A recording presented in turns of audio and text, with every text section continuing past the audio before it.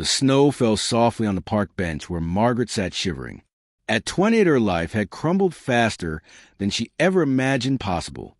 3 months ago, she had a job and an apartment. Now she had a worn coat and a paper bag containing everything she owned. The winter wind cut through her thin dress. She wrapped her arms tight around herself and watched people hurry past without looking her way. That's how it was now. She had become invisible. Then she heard small footsteps crunching through the snow. Margaret looked up to see a little girl in a bright red coat standing before her.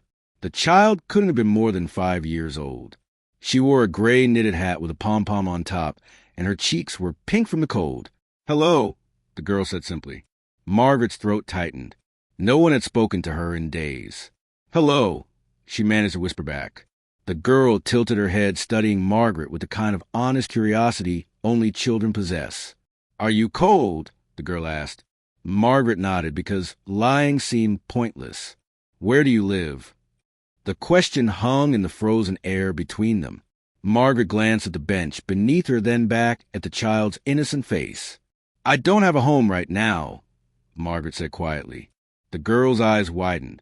She looked at Margaret's bare feet turning blue against the snow. Then she looked at the paper bag beside her on the bench. "Is that all your stuff?" Margaret nodded again. The little girl was silent for a moment, processing this information. In the background, Margaret could see a man in a dark coat, standing at a distance watching them. He didn't move closer, but he didn't look away either. The girl reached out and touched Margaret's hand. Her small fingers were warm from being tucked inside mittens. "My name is Sophie," the girl said. "What's yours?" "Margaret." "That's a pretty name," Sophie said matter-of-factly. Then she added something that made Margaret's heart break and heal at the same time. "You need a home, and I need a mommy." Margaret stared at the child, unable to speak. Sophie continued as if she'd been thinking about this for a long time. "My mommy went to heaven 2 years ago. Daddy says she's watching over us, but I can't see her anymore. I can't hug her or tell her about my day. Daddy tries really hard, but he gets sad sometimes. I hear him crying at night when he thinks I'm sleeping." Tears began rolling down Margaret's cheeks, freezing halfway down her face. "I'm so sorry, sweetie," she whispered. Sophie looked back at the man in the distance, then back at Margaret. "That's my daddy. His name is Thomas. He's a good daddy, but he's lonely too. We're both lonely." Margaret followed Sophie's gaze. The man Thomas was closer now. He was watching his daughter with a mixture of concern and curiosity. His face showed the weathered lines of someone who had carried heavy grief. Sophie pulled something from her coat pocket. It was a paper bag similar to Margaret's, but smaller. She opened it carefully and pulled out half a sandwich. "I didn't finish my lunch," Sophie said. "Would you like it?" Margaret's stomach ached with hunger, but her heart ached even more at this child's pure kindness. "Sophie, you should keep that for later," Margaret said gently. "But you're hungry." "I can tell. My mommy used to say that sharing food is how we share love." Thomas had reached them now. He stood a few feet away, clearly uncertain about what to do. Up close, Margaret could see his kind eyes and the tired sadness he carried. "Sophie," he said softly, "we should let this lady rest." "But, Daddy, she doesn't have a home. She's all alone and it's snowing and her feet don't even have shoes." Thomas looked at Margaret, really looked at her. Not the way most people did, with pity or judgment, but with recognition, like he understood what it meant to lose everything that mattered. "I'm sorry," he said to Margaret. "My daughter has a very big heart." "Don't apologize," Margaret said. "She's wonderful. You should be very proud." Sophie was still holding out the sandwich. Margaret took it with trembling hands. "Thank you," she whispered. Sophie beamed. Then she did something that surprised everyone. She took off one of her mittens and placed it in Margaret's hand. "For your other hand," she explained. "Sophie, no." Thomas started, but Margaret was already shaking her head. "I can't take this, honey. You need it.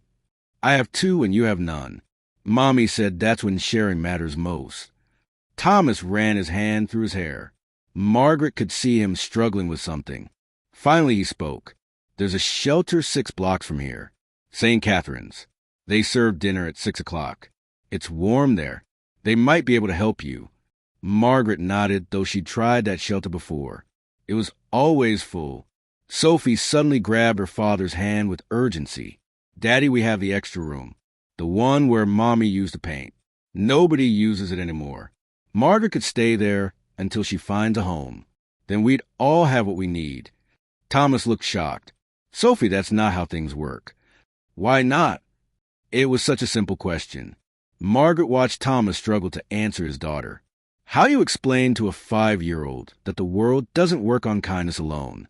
That trust is complicated, and strangers are dangerous, and good intentions aren't enough?" But Sophie wasn't finished. "Mommy always said our house was too big for just us. She said it was meant to be filled with love and people. Remember Daddy? She said that right before she got sick." Thomas's eyes filled with tears. Margaret saw him break in that moment, saw the wall he built around his grief crack open. "I remember," he whispered. He looked at Margaret, and she saw him really wrestling with this impossible situation. She wanted to help him, to tell him she understood, and he didn't have to feel obligated by his daughter's innocence. "It's okay," Margaret said. "Sophie gave me something more valuable than a room. She reminded me that kindness still exists. That's enough." But Thomas was still staring at her. Something in her words had reached him. "My wife, Claire," he said slowly, "before she died, she made me promise something. She said, don't let grief make you small. Don't let it close your heart. She said the world needs more open doors, not more locked ones." He paused, and Margaret saw him make a decision that terrified and freed him at the same time. "We have a guest room, just for tonight. You can get warm, have a real meal, take a shower. Tomorrow we'll figure out next steps. I'll help you find resources, contact the shelter, make some calls. But tonight, you don't have to be alone in the cold." Margaret couldn't breathe. "I couldn't possibly impose like that." "You're not imposing. Sophie's right. We have space and you need help. It's that simple." "Nothing is that simple," Margaret said, but her voice broke with hope. "Maybe it should be," Thomas replied. Sophie was already pulling on Margaret's hand. "Please say yes. Please." Margaret looked at this little girl who had seen her when everyone else looked away. She looked at this father who was choosing trust over fear. And she thought about second chances, about how life can turn on the smallest moments of grace. "Yes," she whispered. "Thank you." Sophie cheered and squeezed Margaret's hand tighter. Thomas picked up Margaret's paper bag and offered his arm to help her stand. Her legs were stiff from cold, and she stumbled. He caught her gently. "Easy now. We'll take it slow." As they walked together through the falling snow, Margaret felt something she hadn't felt in months. Hope. Not the desperate, clinging kind, but the quiet, steady kind that grows from unexpected kindness. Sophie chattered happily between them, talking about her room and her stuffed animals and how Margaret could meet Mr. Whiskers the cat. Thomas walked silently, but Margaret noticed he stood a little straighter, as if helping someone else had reminded him of his own strength. Sometimes salvation comes not in grand gestures, but in small hands reaching out in the snow. Sometimes healing happens when broken people help other broken people. And sometimes family isn't about blood, but about souls recognizing each other in the cold and choosing warmth together. That night Margaret would sleep in a real bed. Tomorrow would bring its own challenges and uncertainties. But tonight there was soup and safety and the laughter of a little girl who understood that love multiplies when you give it away. The snow continued falling softly on the empty park bench behind them, covering it like a memory of what was. Ahead lay the warm glow of windows and the promise of what could be. All because one child refused to walk past suffering, and one father found the courage to honor his wife's legacy of love. If this story touched your heart, please like, share, and subscribe. Leave a comment below telling us about a time when someone's kindness changed your life. Your story might be exactly what someone else needs to hear today.